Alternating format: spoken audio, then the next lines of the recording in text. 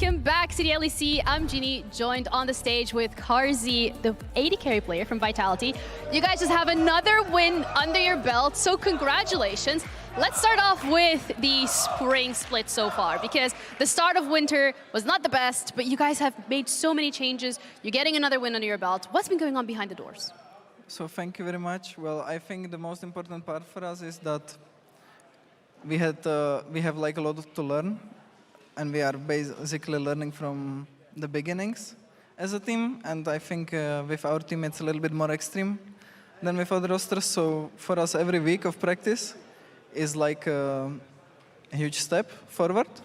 So we just need time, and then we are gonna keep improving all the time, and that's why we're playing a little bit better now. You need time in split, you need time in game, because it was a really sloppy start. At what point during that game did it feel like, okay, like it's winnable, we got this? I mean, in the beginning, I thought that it's gonna be the same as it was against SK Gaming when we got stomped, and there was like no life in the game at all. But then I think Douglas was very proactive in the game, and he was playing really well. So that gave me some hope, and I was just focused on scaling and getting as many souls as I could. Yeah, stacking, scaling, that seems to be the theme so far. When it comes to AD carries particularly, AD carry is a role that there's a lot of chatter going around in terms of on socials, in terms of people in general within the community, saying that potentially the agency might not be the way it used to be. What is your opinion on the topic when it comes to the AD carry role? I mean, I think it's kind of boring, because Varus and Kalista are kind of the leaders of like the strong ADs. And then you just scale with Senna and Smolder, and if you want to scale with anything else, it's just worse than those two. So it's repeating all the time, and that's what makes it boring, because Kalista and Varus have been in the meta for so long right now. And with the addition of Smolder and Senna being strong, it's not very enjoyable. Okay, then one final question in terms of the AD carries that you would like to play. If you can play any AD carry, who would it be, considering don't care about the meta, don't care about team comp, just your favorite pick? Ezreal. Ezreal? Yeah. You good with the skill shots? Yeah. Not with the flashes? Not with flashes. That's so good. Thank you so much, Freddie. Okay.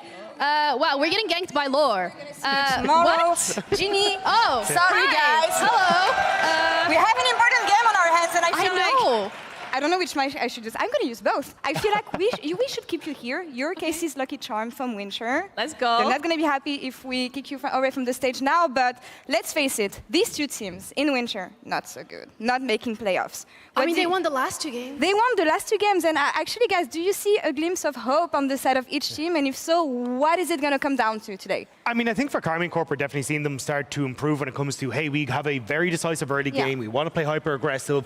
We're playing around these really minute timings that Bo has been able to find in the jungle, where he wants to set up for dragons and those kind of things. But I definitely think, I mean, we even talked about it earlier, Brox, it feels like the mid-game has just been such a struggle where individual performers aren't there, or they're trying to do too much and getting caught out on the map. And I think Rogue is the exact opposite of that. They're trying to do too little, they're too passive. So I think it's going to be a really interesting game to see if one of them can actually find the balance. Karmine Corp slowing down a bit and finding his stop button, or Rogue starting to be more proactive and playing more aggressive. Yeah, we even saw it the other day for Comp, right? Got that massive lead on Kalista, and just they weren't able to find that kind of success. So I want to see Rogue playing off of these advantages once they find that moment. We talked on Reddit Check about stability of the rosters versus making roster changes.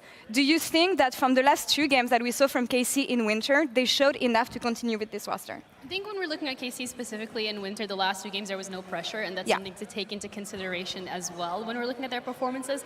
But this time around, everybody's aware there have been a couple of changes. They look a lot more proactive. It does feel like they're reaching that point where everyone is actually playing the same game at the same time. Screen. Right? Yeah. They're finally on the same page, which is great to see. But then it also brings into question, when we're looking at the side of Rogue, you're saying you want them to step up. I'm saying KC's playing a bit more aggressive. Who's actually going to be doing it? Well, let's find out right now. I was going to talk to casters for the last game of the day. Take it away, guys. Where are we taking away? We're taking you on a magical journey. Well, no, isn't there that song? Hello. Take me away, away, away, away, away. It's definitely a song. I feel like it's from like a High School Musical or something. My pop culture references are of a low standard. Drake Yeah, mine are from the 90s. So it's a bit of a Drake struggle. is the man that you would typically ask. Well, welcome to our final game of the day. It is, of course, day one, week 2. And all I was going to say, like, there's a lot of stakes. And I thought of a clever way to say it, and then I actually didn't say it at all. Why is this game important? It's like an episode of Hell's Kitchen. A lot of stakes. Exactly. Casey and Rogue, as our analysts just highlighted, did not do very well in Winter. Could say they've been raw, Vetti. Yes, you could say that. I think. But are they going to be able to get a black jacket? Find out next week. Or right now. In any case, the severity of what I'm trying to get at is that because they perform so poorly, their championship points are very, very low. Yes. And when you think about the entirety of the year, championship points are super important. So when you think about someone like these two teams, these are your competitors that you want to make sure that you are beating. And even though Karmine Corp seems to be on an upward trajectory, right now they do still find themselves at 1 and 2. So they need to win just as much as Rogue do. So without further ado, let's talk about the draft. Draven, Talia, Aatrox taken away from Rogue, Smolder, Orianna, and Hui banned away from Rogue.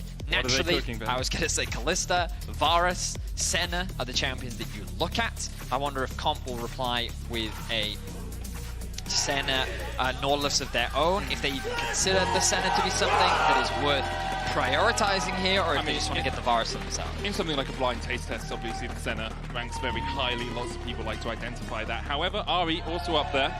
And we're locked in for surprised to actually see this high of a priority. I think there are still good matchups into the Ari. The question is, will Seiken bring out the Annie? I know over in the LCK and the LPL, they have been big Annie merchants. They found some great success. We already talked about the Malignant Annie has been rising in popularity as well. So we'll see. What have you got prepared for as an answer to this Ari? Well, there's a Senna alongside it. Obviously, still the Orianna a possibility for Karmine Corp. We've also seen Seiken bring out the Aurelian Soul. Had a strong early performance on that and then struggled a little bit on teamfights, a bit over-aggressive with some of his Astral Flights. Karmine Corp already have a very powerful early bot lane pick. I wonder if we'll see Bo looking towards something like the buy. Instead, the Rel, a possibility. Locked in. Can, of course, be teamed up with the Kalista in bot lane as a support. I expect a mid lane pick here for Seiken. And then we'll see Rogue answering with a jungler of their own. The crowd is continuing to build hype. What will the lock-in be here? Of course, the KC fans is enthusiastic as ever. They want to see their team succeed. I mean, Ori just feels really good in this one. Oh, it's banned. Then it definitely doesn't feel good, because that would be cheating if you locked it in right now. Cheating, yes. Looks like they're going to go with the Nico. I think it's a fine matchup. If this Rel is in jungle, relatively low damage, mid-jungle duo, but that's not the worst case when primarily you want to find advantages on the bot side of the map.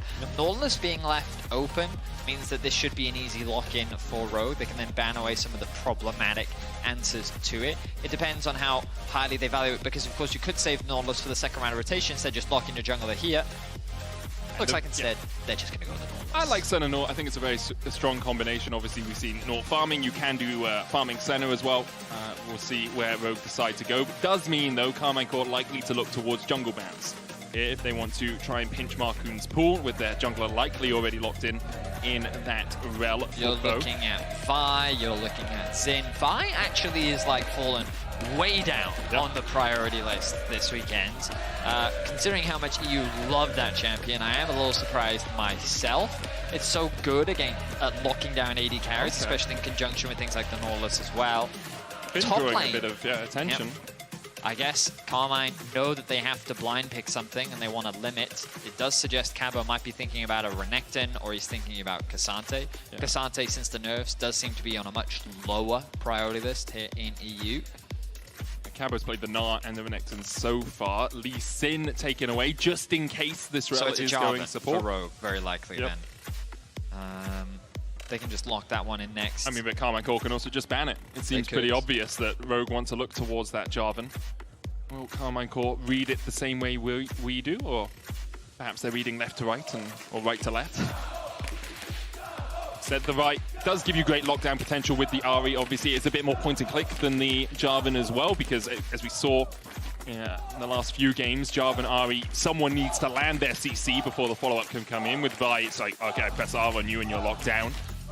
Rogue cycling through a few possibilities as jungle. Like, Viego, Ari, it's fine, very, very strong. Like, you've got good CC from both of them. Again, you have to hit the first one, and then huge damage follow-up. For sure, for sure. I mean, I think Lee can also be a pretty good matchup into the Viego as well, so it does make sense.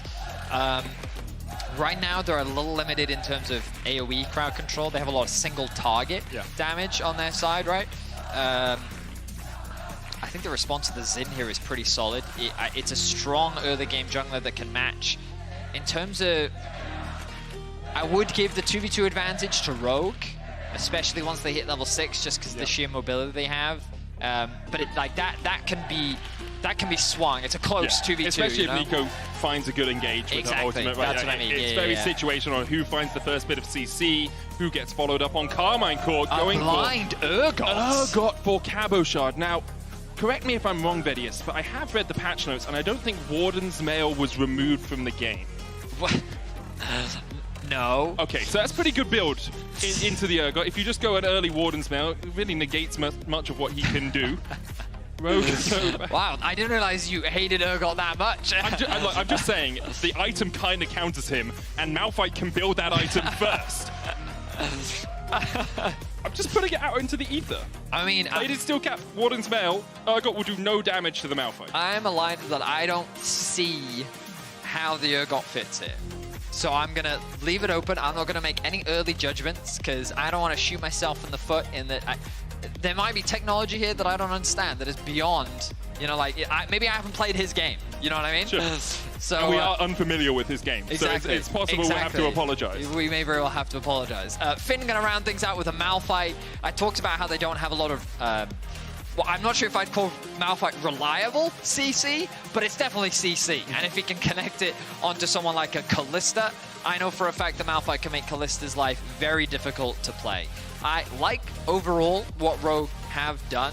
I think that they have pretty solid options in that they have a very strong mid-jungle that gives them agency and skirmishing in the early game. You pair that up with a Nautilus, and that is a very powerful 3 versus 3. You have Senna, which is the scaling insurance into the late game, and you have Malphite that acts as this wall that can just control this Urgot, in theory, in the side lanes on the top side of the map as well. So overall, I'm a big fan of what Rogue are bringing to the table. I'm ready to be surprised by what this Urgot can do on the side of KC.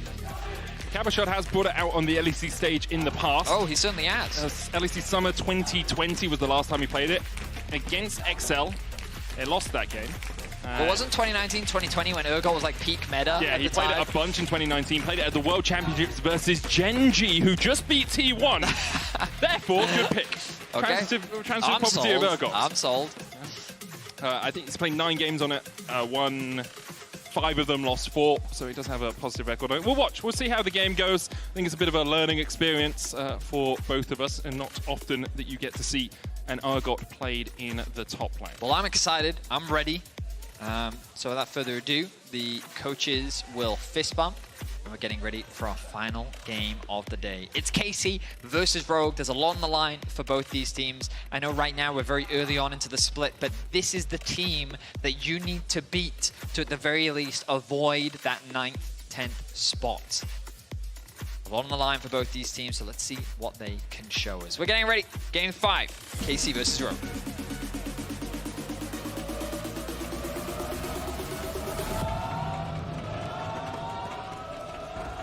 It's been 3 years since we saw an Urgot in the LEC. Janax was the last to play it in 2021. Last win was Wonder back in 2021 as well.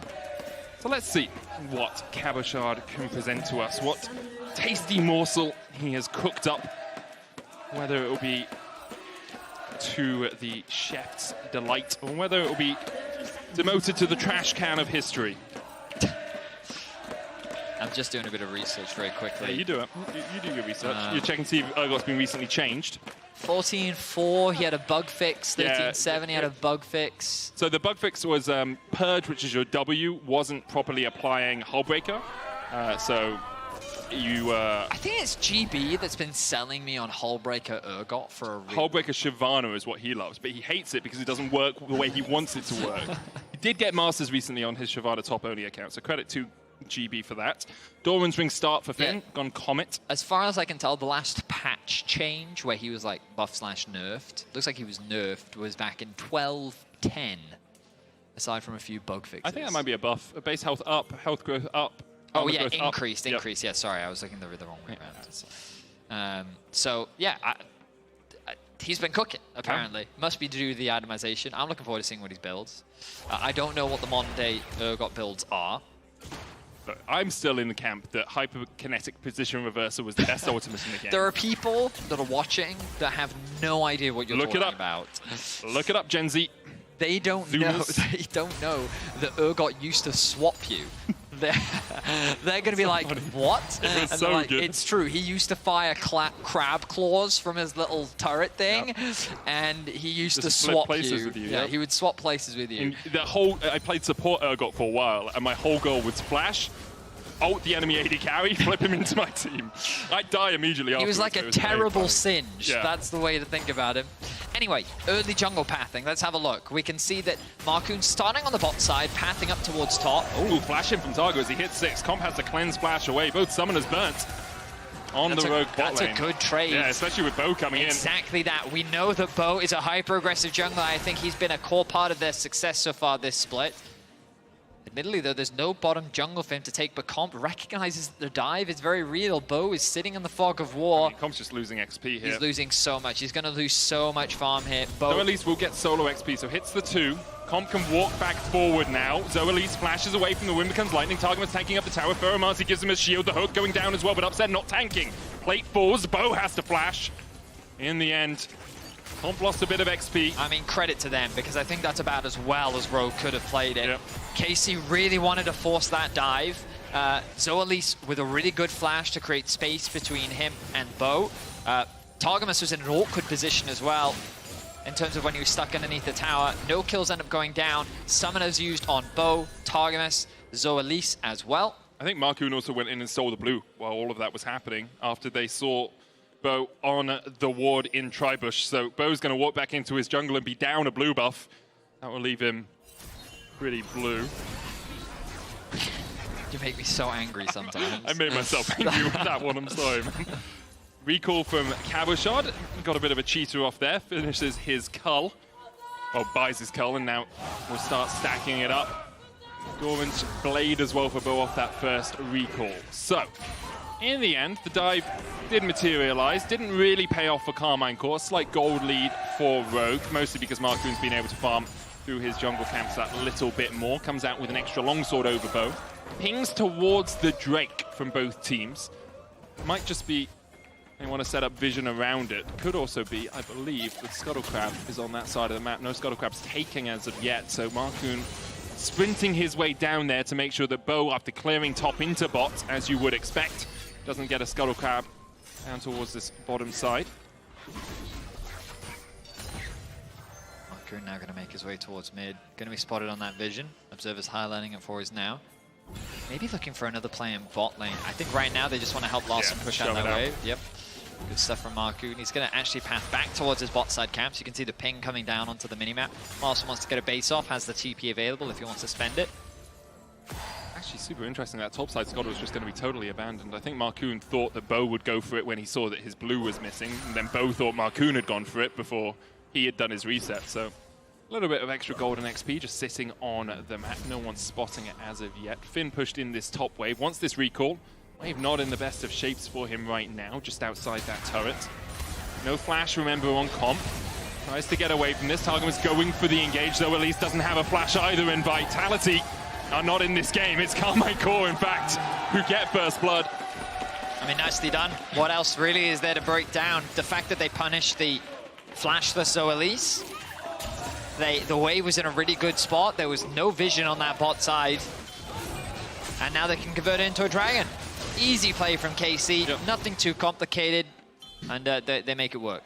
Yeah, good stuff all around from Karmine Corp, punishing the fact that the summoners weren't available for the rogue bot lane. Marcoon will see this Scuttle Crab off his way up towards the grubs, knowing that he doesn't have the pressure in the bot lane to try and fight. Get the grubs as well. He's got a pretty healthy XP advantage over Bo.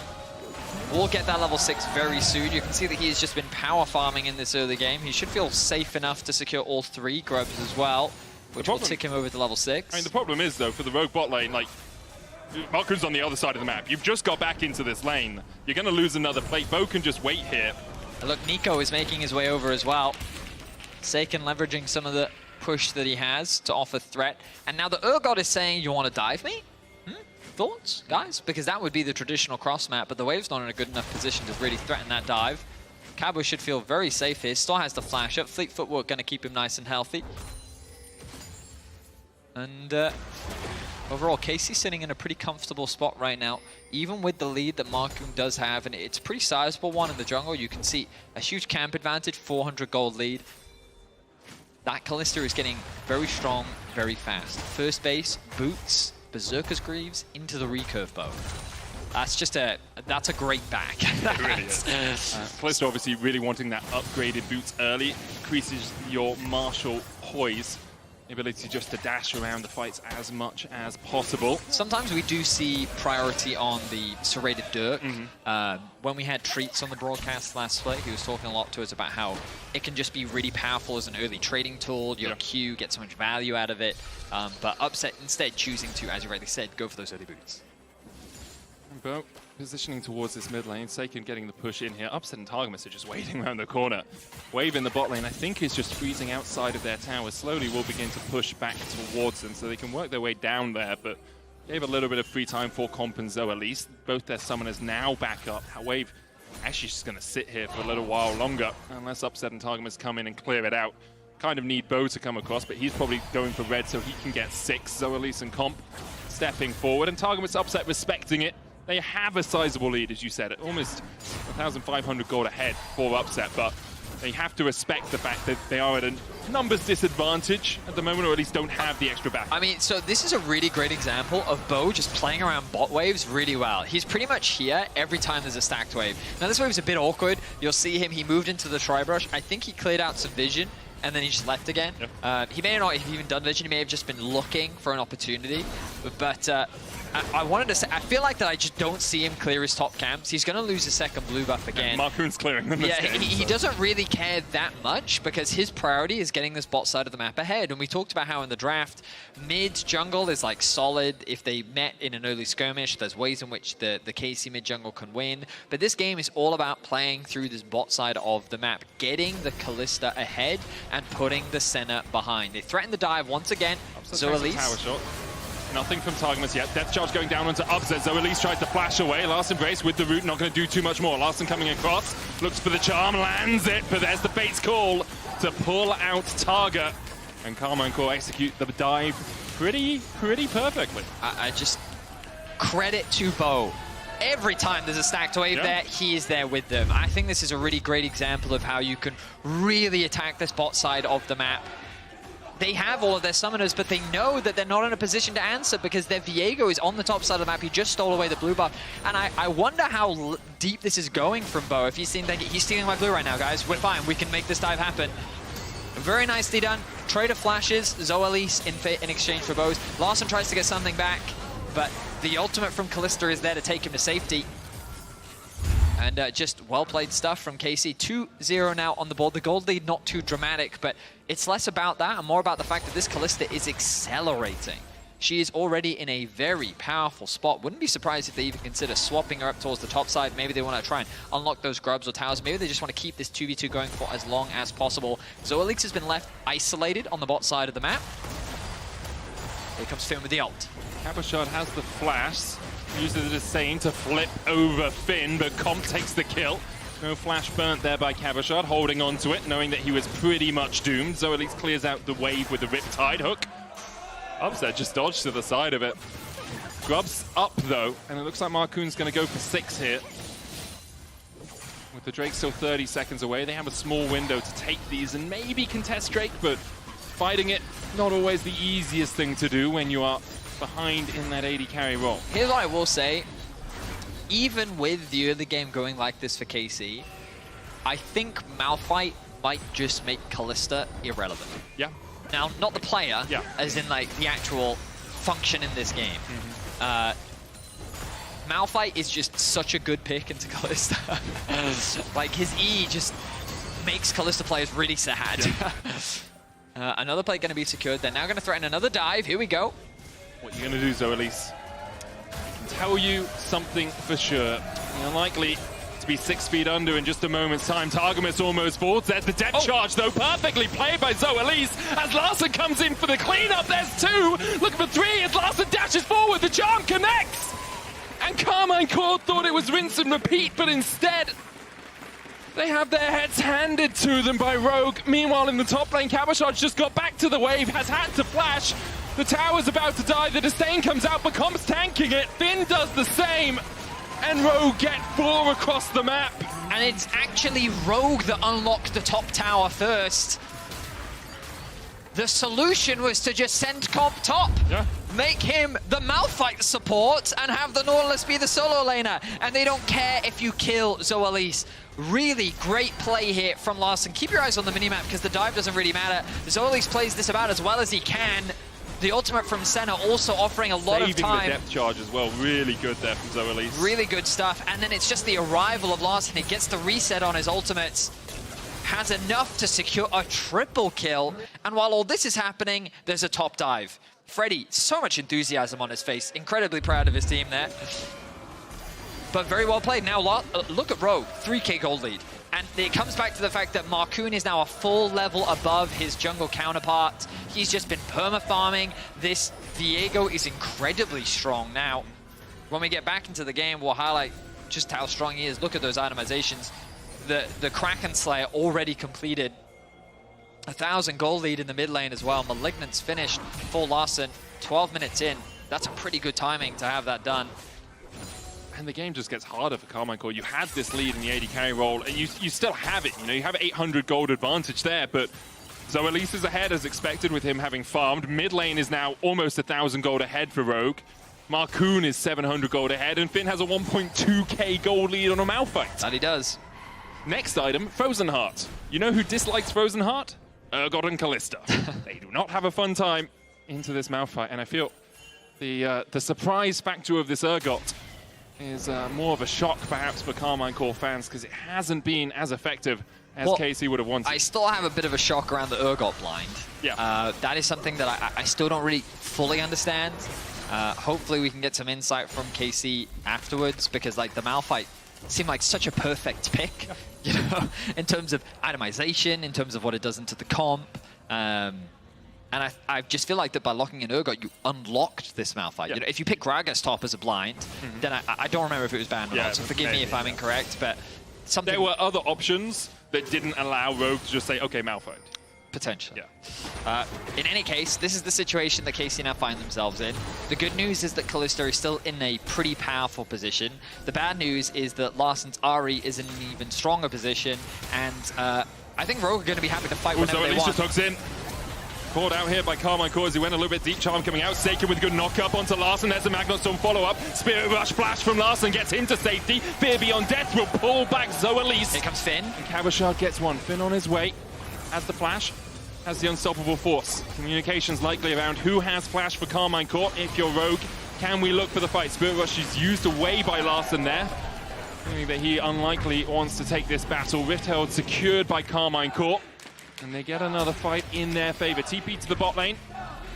It's going to be Larssen trying to push in that wave. Remember, 6 grubs will help Rogue quite a lot in terms of taking down these towers. Marcoon looking for the top lane here as Seiken positions his clone in the bush. Helicoptering to extend the duration. Finn gets the movement speed from the clone. Oh, good from Seiken. A bit of a misstep perhaps from Marcoon flashing when those Tangle Barbs were still available. I wonder if he tried to flash over it. But yeah, so part of the reason why Rogue is 0-3 is because it plays like this. Zoalise shouldn't have done that. He's forced to flash very early. The charm connects, but like this fight is just jointed because the Malphite isn't here. Yep. Once Finn arrives, it's too late because everything has already been used on the side of Rogue, and it gives KC an opportunity to get a kill back. They get their Rift Herald as well. They can use this to try and unlock the mid tower. And this is the beauty of KC versus Rogue. We don't know what's going to happen. The game's like a box of chocolates with some Brussels sprouts in there. Some of the chocolates have treacle in the middle. One of them's full of jalapenos for some reason. It's going to be an experience, that's for sure. It's a wild ride, Betty, and we're here for every damn second of it. 1 minute 20 until the next dragon spawns. I'm hoping we get another big fight. Cabochard here to try and catch this bot wave. Nice use of the dash there from Cabo to interrupt, or say, survive the charm, I should say. Disdain, that's the name of the ability. It is the name of the ability. Not a great name, I will admit, for a dash. It's lore appropriate. You know, Urgot hating everything. He's like, throws you with disdain. Oh, true, But yeah. yes, I agree. It's a bit of a weird one. Does he have nice ability names? Let's have a look. Corrosive Charge, that makes sense. Purge. There's Fear one Beyond good one, yeah. Death. There we go. You like that Fear one? Beyond Death. You like that one? You're afraid even in the grave. I mean, to be fair, all I hear most play-by-play say is the meat grinder. Yeah, but that applies to everything. Okay? Don't call us out like that. Dracos is in the back room crying right now because of you. I have flowers. It's everything he ever needed. Every play-by-play. It's like when they see an Urgot, I remember 2020, every single one of you. It's a meat grinder. Mid tower going to fall in favor of Rogue. Dragon up in 10 seconds. KC actually have a pretty good access to the Dragon Pier here as the cross map happens on the bot side of the map. Seiken has to be careful. He's looking for an opportunity to flank. Doesn't quite have his flash up. Larson's trying to mark him. Smart move by Yari there. Now knows that's Seiken. He switches back into Callista. Frozen Heart finished on Zoelise will help with that attack speed slow. Dragon down to 7,000. Targamas stepping forward. Finn doing the same. The hook onto Targamas. The charm to follow. Fate's Call pulls him out. Zoelise falls low. Fear Beyond Death. The meat grinder cometh as Finn is going to get locked up as well into the Pot Blossom. He tries to dive back in. Targamas tries to dive onto the backline. Finn goes down, but now it's on Larson and Comp to really open up. Bow next to Ball. Upset dancing and weaving his way around the fight. But Marcoon's stolen. The disdain of Karmine Corp. He takes away the Urgot and takes away the lives of KC and Ace for Rogue. It looked like a promising fight for Rogue. They were able to take out the Nautilus so quickly.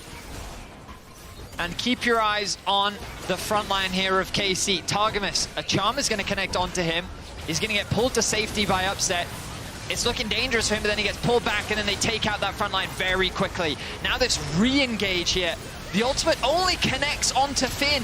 Marcoon then on the backline is able to get that initial kill, and then the resets start to come through. That ultimate becomes available. He steals away the Rel, gets some nice CC down, and Larson and Comp on the backline are left untouched. Upset just doesn't quite have the damage to turn this in their favor. And it ends up in a one-team fight for Rogue. Very well played by them. Just a lot invested with the Pot Blossom only hitting onto Finn. I feel like if you've been able to get a little bit further in, you have that backline access. I wasn't keeping track, but before the fight, Seiken's flash wasn't up. I now see it up, but I wonder if during that fight it still hadn't yet come up. Because as you rightly said, if he'd flashed, that could have hit everyone, right? He catches Larson. It could have been a very different state of affairs, but now Rogue, 5,000 gold ahead, well, 4.5. They also get the Dragon, stop the stacking from Karmine Corp. They have those 6 grubs that Marcoon so deliciously delivered to them earlier in the game, and you have Larson in a carry performance again. And I think this spring, this winter, we haven't seen that as much from Larson, but when he really started to make his name in the LEC, this is what it was about. He was a humanoid type figure who could just put the team on his back in fights like this. Here, obviously bolstered by Marcoon playing well, Finn, you know, the rest of the team is playing well around him, but when Larson is this fed on his Ari, he's something to be fit. I mean, the reality is that Zoelise is the only one that's really been dying this game. Yeah, but he has also been left on his own. It hasn't been his fault. But also just on a Nautilus, that's not a big deal in the grand scheme of things. And I ultimately think that Rogue have been able to keep the game largely even because they've had a winning top side of the map. Mid has been neutralized largely. And they were able to find a lot of great dives to then propel the gold lead. And now that they've found kill after kill, pick after pick, Rogue find themselves in a very dominant position. The only person at a gold deficit is Comp. But you look at the itemization, those 80 carries are pretty even. Yeah, they definitely are. You see Rogue setting up a 1-3-1. What you'll tend to see in this sort of situation is when one of the side laners is showing on a wave, the other one will hide in Fog of War. You see Larson doing that. He's sitting in a bush, not pushing out this wave. Finn has now shown. Larson will wait to see if someone answers this wave and then can show and try and match Cabochard. Upset catching the top lane wave. Larson will catch the bot side as the rest of his team resets to once again replenish their stores of vision and look to control the map even more. Still 2 minutes on the next Drake. I doubt Rogue will look for an early Baron, Vedi. It's always a possibility. They don't have the fastest Baron, that's for sure. I will continue to point out for our viewers, if you want to keep track of the stacks, you just have to look at this little icon here. It's not that many. I have seen Comp leaving quite a few stacks on the ground, which always makes me sad. But yeah, next to the icons, you can see the stacks, you can see the experience bar as well. and this applies to most of our stacking champions. I don't I'm really pretty sure it's all our stacking champions. Yeah. You know there are 15 infinitely stacking champions in League of Legends? I did not know that, Medic. It's a fun fact. List them for us, Betty. I just said I don't know that. No, you didn't know there were 15, but you can list all the infinite. I don't think ones. I can, actually. Okay, so there's 2 that I don't think anyone at home will get. So Senna and Okay. Smolder. You have 30 seconds, everyone at home. In 30 seconds, I'll tell you the 2 I don't think you'll get, because the other ones are obvious. Senna, Smolder, Scion are Yep. the 3 that I know. Swain. He stacks? Yeah, he sacks his health Ah. when you hit your Just shows how your the last abilities. time I saw a Swain. A fight might happen. The tower falls here. Casey setting up around it. Draven infinitely stacking as well. Adoration sacks. Oh, Yeah. that's another good one. That does So make sense. there are 2 that I think are slightly cheating. I think the Draven one is slightly cheating because it like, only affects your execute damage on your ultimate, but it But is. it's a stack, yeah. Silas, because if you have a choke-out on the enemy team, technically you can infinitely stack health. Because you steal his ultimate, you feast something, and you get the health from it. Wow. Right? Obviously choke-out as well, not cheating. Shyvana is the other one I think is kind of cheating. Because technically, if the game goes on forever, every time you kill a dragon, you get extra armor and magic resist. That's another good one. Yeah. Wow, that was a fun fact. I enjoyed all of that, Medic. Thank you for that. If you want to find out all of them, they are listed on the LOL wiki. So you can just look up infinite stacking champions or look up Shyvana and it's somewhere down the list. I'm not going to list them all here because, well, firstly, because I can't remember them all. And secondly, because there's a game of League of Legends happening in front of us. I'm also hoping that a fight's about to break out. It's KC that have primary control of the objective, but look at the top lane. Yeah. Pings coming down for Larson. Do you care about this Drake? I If mean, you're Rogue. I don't think it's enough. I mean, if you're Rogue, not really. Yeah, just let him take it. You Just know? keep him here. Let Larson do work in a look side lane. menacing. Send them a threatening I mean, he also has the TP anyway. Does he have a good ward to TP to? Not really. To whom it may concern. Maybe we Marcoon. fight. Marcoon goes in. Fear Beyond Death going on to him as well. He's pulled back by Cabo Shard. Is looking for the fear only onto Zoelise. Larson continues to split push. The Drake secured by Karmine Core. They get a kill, but they lose an inhibitor for it. So Marcoon didn't need to do that. He just walked into a brush that he did not have control over, and he gets punished for it. A bit of a blunder there, because I think you could have put even more pressure on them, maybe even started threatening that mid-tier 2. Maybe not, maybe that would have been a little too ambitious.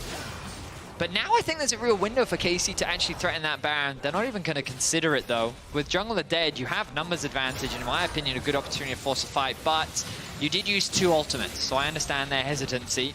At the end of the day, as you rightly said, top inhibitor secured for Rogue. Now sole point for KC, and that's probably what they think is probably worth it in their minds. They can keep Cabo now constantly accepting these minions coming into their base, and this is where the pressure needs to now be thrown by Rogue. They need to start threatening more on the map, whether it be something on the bot side, maybe they go for that bot tier 2, maybe they want to use the Baron as an objective to force something. They need to leverage the fact that they have constant pressure in top lane, because if you don't, you are just going to funnel all that farm into KC, and they need to be punished for it. Yep.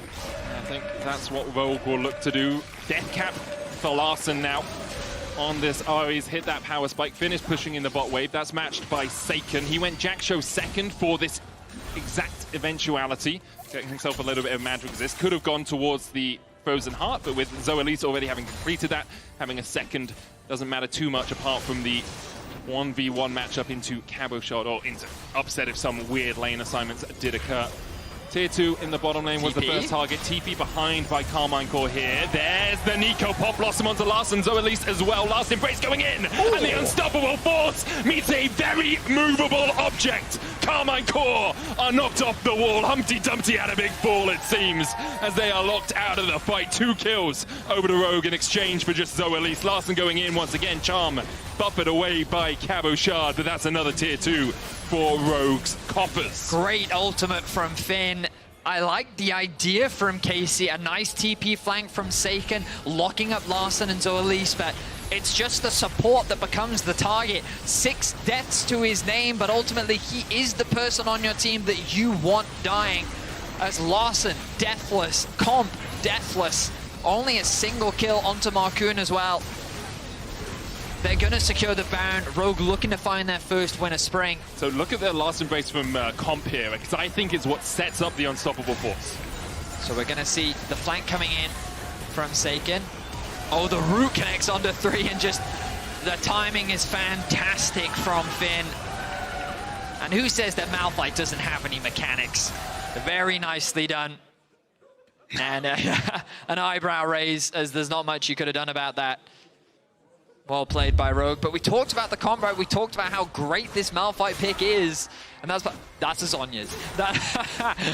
He is picking up the arm guard for Finn so that he can have that extra bit of durability. Gives you armor. I like it. Likes armor. We do see it from time to time. Seiken here, cosplaying as a minion, but very easily spotted by Larssen because minions don't usually dodge your Orb of Deception. Marcoon looking to see if anyone takes the greedy route through the jungle.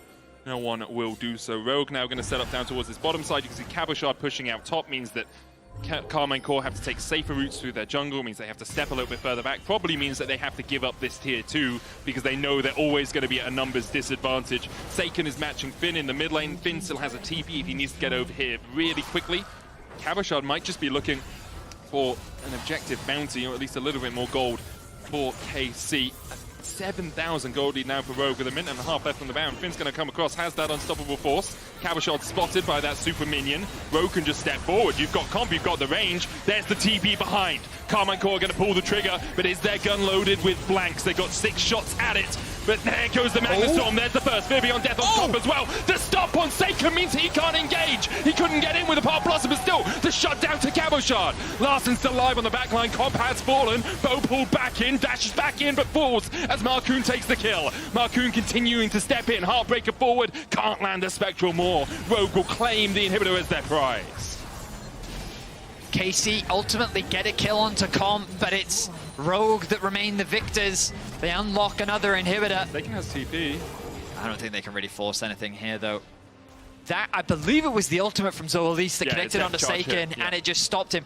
Seiken's ulti could have been huge. Again, he doesn't have the flash to find that angle. He used it earlier in the mid lane play, but that could have been decisive from Seiken. He just couldn't quite find the angle. I'm really hoping we had a replay of that, because Zoalise, wow, what an ultimate from him. And that's the power of Nautilus. Like you talk about supports as you get later into the game. You know, CC is obviously so powerful, but Nautilus having a point and click, do not come near me, is so impactful when the enemy team is all keyed into diving onto you, onto getting onto your backline. It doesn't matter if Targamas catches 3 people in a Magnet Storm if Seiken cannot get near you because he's hit up with a depth charge. Now he has the flash. Pot Blossom available as well. Top lane inhibitor has respawned. Cabochard and Seiken were pushing out top, and because of that, Rogue just push down at the mid lane tower, raise it to the ground. Still the gold lead, only 7,000. They did manage to take a dragon off that last fight, meaning Karmine Corp will have to wait 4.5 more minutes before the Mountain Soul is a possibility for them. Well, I wouldn't be surprised if Rogue slow it down a little bit here, Betty. They have cracked a lot of these towers, but Rogue tend to be more of a patient team when it comes to closing out games or losing them, as has been the case so far here in Spring. I mean, I don't think they have to be as scared as they currently are. Finn is very close to 16, so maybe they want to wait for that. They've moved the Ahri up to top lane, and they're going to have Larssen pushing that one in. That top inhibitor, of course, has respawned, so Rogue primarily trying to divide. But what is Marcoon doing right now? Blue buff spawns in less than 10 seconds. Yeah, Betty. I He's a don't jungler. think that blue buff matters. It goes to all of your team, Vedius. Well, hang on, root here onto Finn. Dash in. Finn still has the flash. Unstoppable force flash away. That's big. I mean, this is a big mistake from Rogue. Like, they do get the blue buff, Betty. The fact that you said that was such, like, the way you delivered that was kind of like, you know how like we talk in the team fight, like they got 5 kills, but they did get the Baron. You know, he's like, I know, they lost the flash, they lost the ultimate, but they did get the blue buff. And that's 5 blue buffs for the price of 1. Yeah, I don't think Finn losing his flash and ulti was worth it. Agree to disagree. Okay, fair enough. Baron spawns in about a minute. Flash will not be up for that from Finn. Yeah, but he has Zhonya's now, so if he gets caught out again, he can buy 2.5 seconds. That's true. Upset does have his flash. Now, do I think Upset is ever killing Malphite? No. It is Jack Show Sunfire Malphite, though, so not as much armor. I guess Zhonya's gives you a little bit of armor as well. Do you want to tell you how much armor Finn has right now? I'm going to say 250 57. He has 582. What the he has I have made an error in my maths, Betty. He has 582, yeah. Yeah, it's going to take a while. Okay. Yeah. And also he gets more after 5 seconds of combat, because Jack Show increases your bonus armor matrices by 30%. Upset has Terminus, though, so... True, he does. That's up to 30% armor pen. It gives him... If he gets 6 sacks on it, he gets 30% armor pen, right? So that means... Mathematically, it's only Jack around Show 300.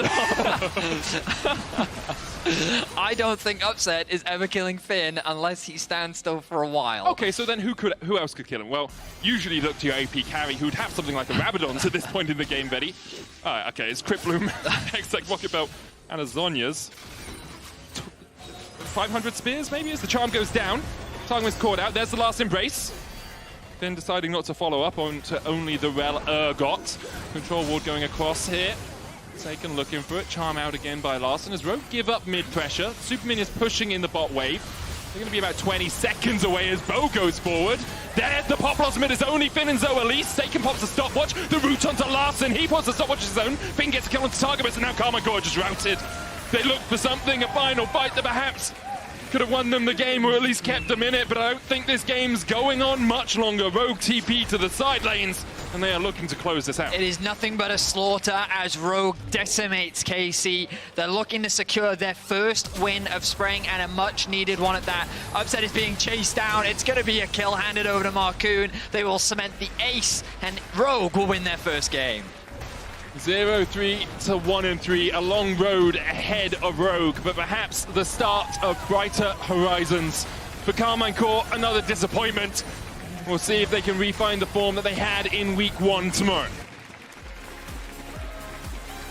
I mean, the Malphite pick was glorious. But we read it. Like, no offense to us, Betty, but if we see the Malphite angle, Karmine Corp probably should have seen it as well. I mean, Finn... Maybe they just thought the Urgot could deal with it. Finn absolutely smashed that game. I think that he just made it impossible for Upset to play.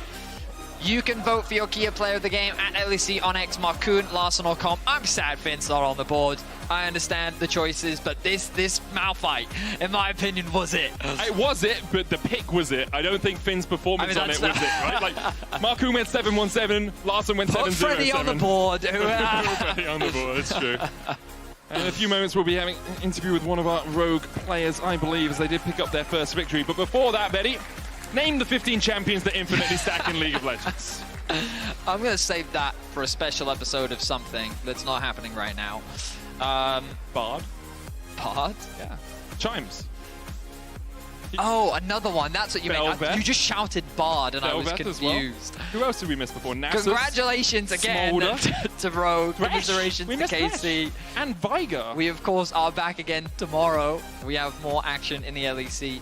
We will reach our halfway point in the regular season tomorrow as teams will be embarking on their 5th game of the regular season. You're expecting some Cogmore then? Why would I expect Cogmore? With the embarking. It's been that sort of day, guys. Yeah, tomorrow we have some big games. Obviously, G2, Fnatic, and Vitality sitting at the top of the standings. G2 4-0, Fnatic and Vitality sitting at 3-1. I don't think many people would have expected Vitality to be up there at the start of this week. And for now, someone that you might not have expected standing on our LEC stage. It's Ginny with Marcoon. Thank you so much, guys. Welcome back, everyone. I'm Ginny, joined with Marcoon this time around. Congratulations on your first win. Yeah, thank you very much. You're happy about it? Yeah, so happy. I mean, starting 0-3 in this format is very stressful, right? Because there's 9 games. You've already lost 33% of your games, so the pressure was a bit on, but I'm happy that we bounced back a bit. Quick maths. 33%, correct. A little bit of pressure coming into this, and it was a bit of a back and forth, but it felt like when we're looking at the way that you guys approached the game this time around, there was more of a focus towards the top side rather than the bot side. Would you say that's the main reason behind the success found this time around? I mean, kind of. It also comes down to, I think we had a better game plan coming into the game. Like, I wasn't going to focus too much on helping our bot lane, and I was going to get myself ahead, because I'm Vega, right? So I want to make sure I'm ahead of the tempo. And then once they messed up like one bot dive, I'm not even sure what happened. I wasn't watching, but after that, I knew the game was kind of won. Well, looking at topside as well, Finn is back, and you've played together before. So how does that feel? How is that synergy going along? Yeah, working with Finn, I mean, I knew it was already good, right, from my time in Excel, but I think it just brought another voice into this team with new opinions and a new way of looking at the game, and it's been very helpful in reviews and stuff to just keep it fresh and keep us talking about the game, because I think last split we were struggling a bit, like figuring out the mid game, and Finn has really helped us with that. Would you say that's potentially what was missing? Yeah, I think we needed another voice, and Finn really brought that into the team, so probably, yeah.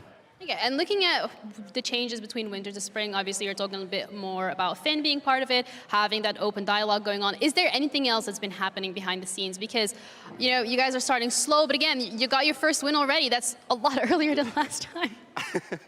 Yeah, fair enough. I mean, I don't think much changed. Like, we realized we were improving, but we just weren't improving fast enough, and I think we didn't really show what we could do last split. So we just kept on like doing what we were doing and focusing on the small things, which really helped us. And then now we're finally like kind of being more calm on stage, and it's allowing us to like play these games, because we do tend to have a bit of a slower attitude towards the game. And yeah, you do. if you misplay a lot of plays while playing slow, it just looks like you're completely inting and doing nothing, right? So it's finally like working out a bit.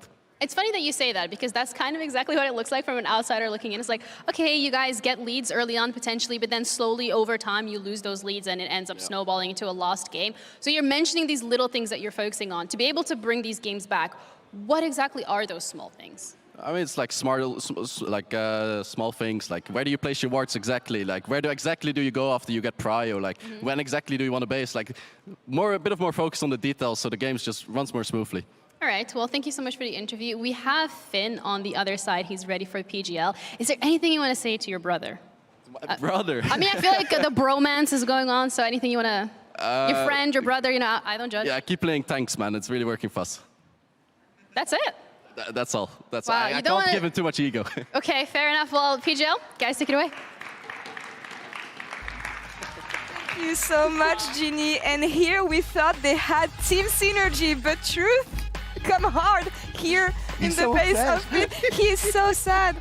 How does it feel to find out that, in fact, you're just the team's dog once again? The audacity on these people, like, I do not believe it. Okay. We're going to review this game, and we're going to see the only point where we lost control was because of your fault, okay? So we're going to go over this tonight. All right. And you're going to hear it. Well, let's roll the replays here, because we have both Finn, the player, and the broadcast analyst here with us. So obviously you can have a critical performance of your jungler. Yeah. It's always the fault of the jungler anyway. I'm going to analyze this gameplay really hard tonight. All right. I love the way you're not celebrating the first win. It's just like, no, we're going to far. This is not too much to celebrate. You ruined the whole mood. mood. We're 0-3 and we win a game like this because my support and mid is like complete fakers. Like, look at this little ginger fox. He's zoom, zoom, zoom. Boom, boom, boom, boom. 3 kills for him, and I'm playing the Malphite. It's a complete free win. It was very easy game to play from this point onwards because this map is so hard. A quick reaction on the Urgot line pick. That did not work so well. Was surprising. Unexpected. Unexpected. Yeah. You know, like before every game day, you like sit up at night, you're like, oh, what I'm gonna play tomorrow? What is gonna pick? I'm like, there was no Urgot in my simulations. No. That was a shock. 9 billion scenarios, and Urgot was none of them. My Stone Cold Rock was ready, the Glacial Malphite. It was ready to be brought out here with a nice little ult to give a reset to Marcoon, which is really needed, of course. Hitting them with them can't play without me, of course. I need to set him up every single time. But I guess if I play tanks, I can do that. That's what he needs. You did deal more damage than him, which is nice. That is pathetic, isn't it? He's playing Viego, and his top lane tank does more damage. That is actually ironic. And then he has the audacity to go waffling in the post-game. I'm speechless. Yeah, a grudge match incoming within the Rogue members, though. But yeah, Finn, first win. Must be bittersweet because of the start of the season here. I know we had a chat last week about things taking a bit of time, maybe, to being put in motion. Even though you're reuniting with some teammates that you know, how does this one feel? I mean, expected, I guess.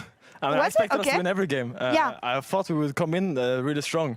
And then we go on stage, and I think there's just a lot of nerves in our team. You can see it in our gameplay. There's rogue time starting from minute 1. And it's just sad, you know, because I don't think this is the team we are. I think we're a lot more vicious than what we're showing. And I really think with time we will be able to show what we're good at on stage. But this day was a small step forward for Rogue. And yeah. And what's the process of trying to, like, get rid of those nerves? Because, like, I even coupled him, we can, like, backstage one of the days, he's like, scrims are fantastic. Like, we look great in scrims, but just transferring that to the main stage isn't happening. So what is that process of, like, trying to get yourselves in a position where you can bring that ferocity to the stage? Well, you gotta look at it from an analytical standpoint. Words are hard. It's Words fine. are super hard, even as an Left us analytical for analyst. 3 weeks, and look. I know. You have to look at it like, why is this happening? Yeah. And it's just like, okay, we are not pouncing on their timings. Like when we have a fight timer, we have to know that we're strong to fight. And we have to look at them in the eyes, and if they're giving us a fight, we take it. What we would do is, they would be our fight timing. We would be like 10 seconds late on realizing it's our fight timing. And then, when it's not our fight timing anymore, we go for the fight. And we lost the timing. And it's just sad. So I think it's just about building this presence in game where we know that, like, okay, we have to make it really clear that we are in a good position to look for fights. And when we're looking to get fights, you start a fight. I don't care if you're inting. Just like, this is the process we're at right now. If we're looking to start a fight, fundamentally, just make it happen. I don't care what you're doing. I don't care if you're flash hooking into a wall, Mickey X style. It's completely fine. Go for it. We just have to start at square one, you know. So right now we're just doing that, and I think today was a small step forward. It was a really slow game, despite us kind of winning the game really early. So that felt a bit bad, but you know. Baby is finally taking its first steps. What do you want the team to look like, though, Finn? Because when I hear you, you transpire confidence. So I imagine that you translate this confidence into team talks and how to actually build on these fundamentals. But when you think of Rogue, the players that you have, what do you guys want to look like? What should the identity of the team be? I can summarize it in one really good word for you. Good. Simple, straight to the point. But like I just think like there is League of Legends, and it's just League of Legends. At the end of the day, we played this game for so many years that we all had success in our teams. Even Zolis had a lot of successes in LFL. So we just gotta find middle ground. You know, like usually there's like 2 or 3 plays that are good, but if one guy goes for one play and one guy goes for another play, like both plays are really bad. So it's just we just have to get on a middle ground and just figure out what kind of our direction as a team want to be. Do we want to pounce really heavily on enemy mistakes, or do we want to just like play for control? There's just so much to go into, but I do really think that it's just about figuring out what is working for us and sticking to it. All right. There's improvements though, Rob, because Rob as well. We look at the game last week, the one where they have the entire early game and things crumble in mid game. Today they took the win, so mid game solidifying. Rogue finally finding their groove. Where do you see the differences between their gameplay last week and this week? Yeah, I agree with Finn, right? Which is like they're more willing to actually make plays. Because I think the big thing was last week when you were looking at the Callista, where Comp had gotten really fed in the early stages. I think there was problems with like where you assigned the Callista and like lanes, like what lane in the mid game, and then also like being able to play off of that advantage into, hey, we want to play aggressive into the enemy jungle. We want to play aggressive in team fights. When I came into this one, I felt like you guys were more confident in that regard, where I was like, hey, we've got these early leads. We can actually try and play for team fights, but also be cognizant of when you were best to take those fights. It was like, hey, draw people into chokes before we engage, rather than just like throw in a blind hook and hope for the best, or go in with the Malphite too early and kind of screw everything. I think really patience is the name of the game with our comp. Like for example, especially for me as a Malphite player, like it's so nice to just go and boom, ult some guy. But really, like the longer I keep that ult, the more pressure is on their backline. So I think we had a really good segment until Mark entered it around 4th Drake, where they are overgrouping for Drake really early, while Larsen is pushing with 6 Rebs topside. And I think this is like, if you want to look at Rogue and see like what kind of team we could be, go look at 4th Drake, Rogue versus K-Corp, and enjoy. Enjoy the ride. But just don't look at Mark. Sit back and watch.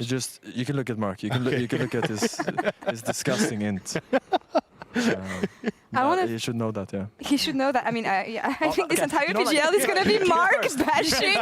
He called me a tank player, like, Yeah, he's going to eat this one for a while. He kicked first, that's all I'm saying. I want to follow up a bit on you, Finn, because you're joining a team that made almost dead last week, that has been struggling for a while. You're called in like this emergency situation. How is the pressure on your side, and how are you drinking that pressure, actually? Drinking the pressure? Yeah. With a straw. How am I drinking the pressure? No, but it's just like, I don't feel that much pressure. Okay. I feel like I come in and I try to offer my skill set to the team and try to fill in the gaps that were there. So for me coming in, like I've been with the guys for like a month now. I think first weeks was like, okay, what is currently lacking in the team? And what can I do with my abilities to fill those holes? So whether that is in communication or in terms of post-game analysis, I'm trying to do my best. I don't feel that much pressure because I know the guys already. Like I know Comp, Larsen and Mark very well, and Solis is a funny guy, so it was pretty easy to get to know him. So I don't feel a lot of pressure. I just feel a lot of determination because for as long as I have the right to play on the stage, like I want to aim for the top. And now when I'm giving the right after not having it in winter, I need to make the most out of it. But that, whether or not I let pressure get to me, that's my problem. But I just kind of choose to ignore it right now. I feel pretty good about myself. I love the attitude, and I love something you mentioned, the fact that, I mean, you're one of these players who had to step out and wait for a chance to come back. And I don't think it's an easy situation as a pro player because you see new players rising. You're like, am I ever going to get called back? I think in your case, there was an argument that you're one of the best top laners we have in Europe. For the LEC, it makes sense that you would have a spot at some point. But this time that you spent with us, actually, we miss you at the desk. But I guess that you're so sweet. It allowed you to reflect maybe a bit on what kind of player you would want to be when you come back. Any learnings or takeaway from your time out and of the LEC? I think I never watched as many games as I did during this break from last November, I guess, till where I am right now. And you do really learn to see the game from a different point of view when you watch so much League of Legends every single day. You keep seeing the same things happening. And what I did, like, I just started to look at before every game. So when I watch games, I look at the game-defining moment. I choose the game-defining moment, like depending on what I think it was, and then I go and look at the 2 minutes leading up to that game-defining moment, and I try to figure out why it happened like it did. And I think that gave me a lot of insight to what kind of mistakes are common and what kind of things actually make you win games. Yeah. I think before I was tunneling a lot on like top lane moves and like what I could do, but what I realized is that if you don't know what to do, the best thing is not to look at what the map is. The best is to look at exactly where your teammates are, because that kind of tells the story. So I try to, like, if I ever feel lost, I just look at where my teammates are, and then everything becomes very clear. And I think that kind of reset has given me a lot of confidence in game that even if the game gets messy, I just have to look at my teammates' position, and I know exactly where to be on the map. Any words on your Korean bootcamp? Maybe, Rob, you wanted to say something? I was actually about to say, yeah. I know from go. going over to Korea, you were kind of saying, look, I learned new perspectives on like how Udyr, the impact that I can have on this champion in the early stages. Do you feel that coming back from that, not only like with working on, hey, how are my teammates doing? How can I facilitate them better? Have you learned even more so with the new knowledge you've gained from that boot camp, how you can solidify that better? I think the boot camp was just to make sure I was in my best individual shape coming into the league. Because when you're out and not scrimming for a while, naturally you're stuck in the purgatory that is EOS solo queue as your only terms of practice. And Korea ain't better from what I hear. So I would rather be like in Dante's second level of hell than like the 7th level of Dante's hell, which is Korea versus EOS. And the NS solo queue, of course, is the last level. It's where the devil himself stands. But no, it was nice going to Korea. It was mostly for individual practice and, of course, the food. The food is amazing.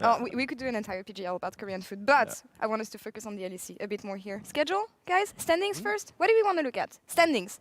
Let's take a look at the standings. The standings, that's a great idea. Where we end things. Actually, that's a bad idea. Let's wait a second. I mean, it's not a good look on you. Right?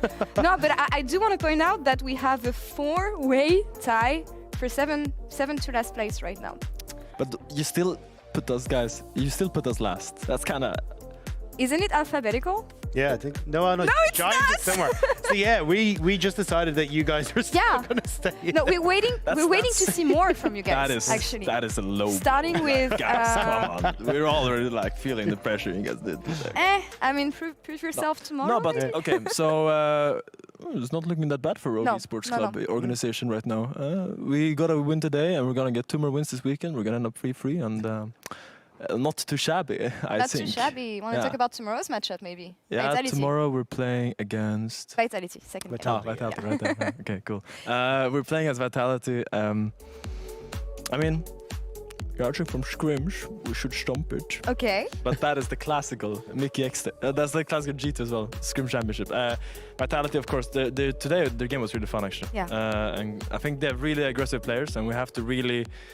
I think Vitality is the team that, like, if you look at it from a narrative perspective, should run over us, right? Because we are not the best at punishing mistakes, and they're very fast at it. And it's a good challenge for us to overcome, I would say. To beat Vitality tomorrow means that we've shown serious improvement, and I'm looking forward to it. Yeah, as you should be. Any words on the match of the week? I was going to say, I'm surprised that this is a 1-3-1-3 battle. Like, both these teams, I mean, for Mad Lions Koi, a team that was in our finals, looked great against G2 in our winter finals, but now find themselves battling out for potentially what could see them at the bottom of the table if Karmine Corp get ahead of them. So, yeah, it's kind of surprising to see just how far they've slipped down. And now, for Karmine Corp, a chance to get at least one up over the Spanish representative. Yeah, I mean, with the format we have, the break that we have, you don't know what teams are going to look like, honestly, when they come back. And you have so little time. Also best of ones, right? Yeah.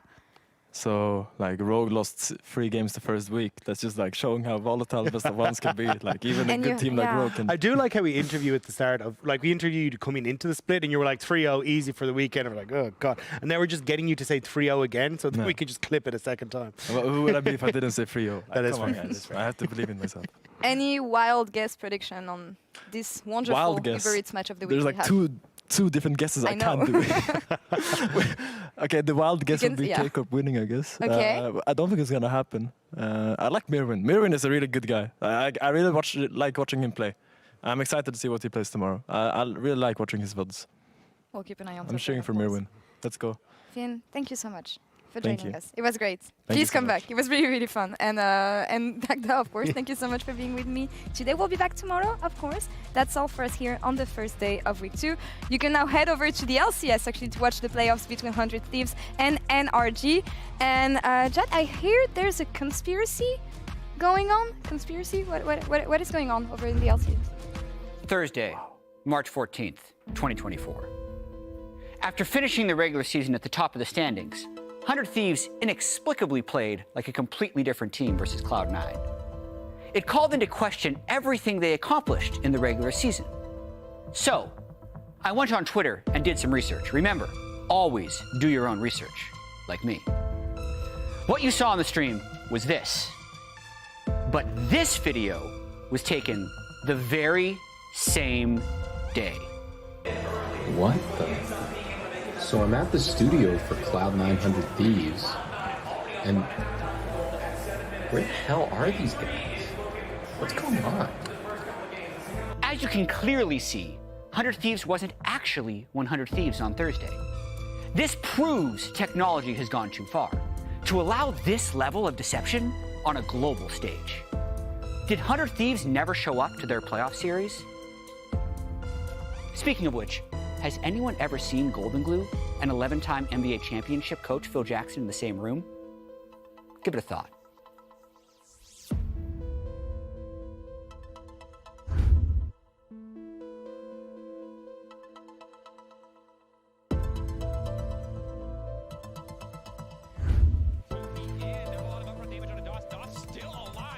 Keeps getting away. Niski getting in. There's 3 members locked up. Lambs to the slaughter. I'm moving. Olaf can be bottom 10, okay? Ja, Gut,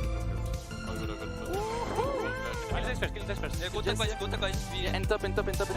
Nice.